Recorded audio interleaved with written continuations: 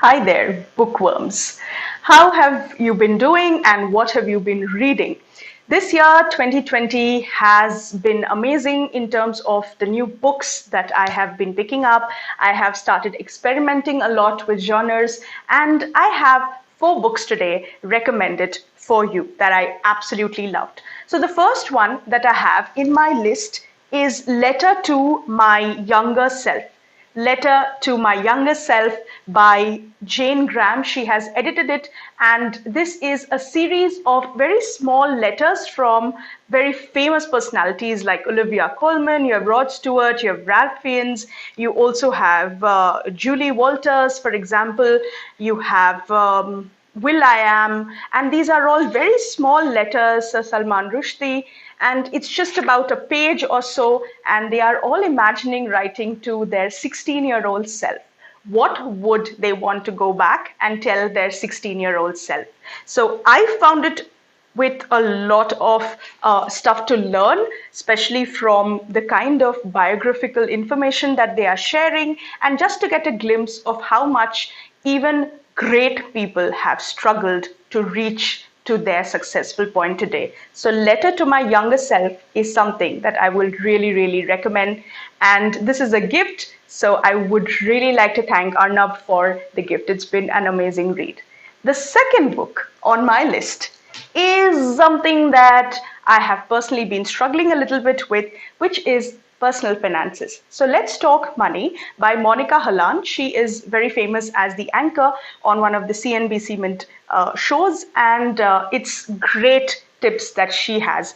Monica talks about how you can use not just your salary but different forms of income even at a later stage of life. If you are like me and you have not started investing very early, or you have not made a lot of money early on, there's nothing to worry. You can get started now. She gives very easy to understand examples, short paragraphs. You have very small building blocks that she's given, and she explains debt, equity, investments, mutual funds, how to invest, how to actually get ahead with planning for your future, insurance, all of these things. And I feel it's a very easy book to read, plus it's a must read. So go ahead and pick this up and maybe use this year to get your finances in order.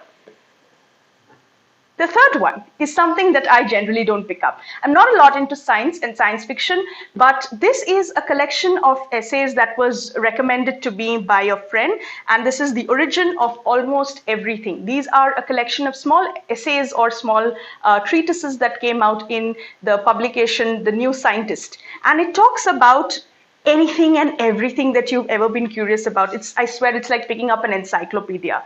The Origin of Almost Everything, there's an introduction by Professor Stephen Hawking, and then there are these very small sections by Graham Lawton, who's written these essays. So I'll just tell you some of the examples, like why do we make friends? When did we start burying the dead? What did the first music sound like? Is the moon really a planet? What was the first cooked meal?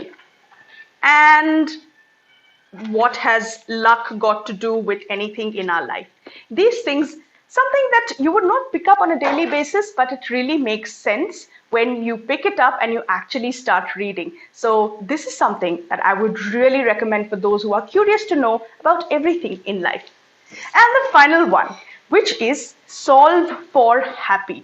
Now, we all want to be happy, but then how do we do that on a daily basis? Is there an equation? This is for those who always map out and plan everything in life, even happiness, and that's somewhere like me, unfortunately. So this is by Mo Gaudat. I don't know if I'm pronouncing the name correctly. He's the Chief Business Officer of Google X, and Solve for Happy, Engineer Your Path to Joy is his book.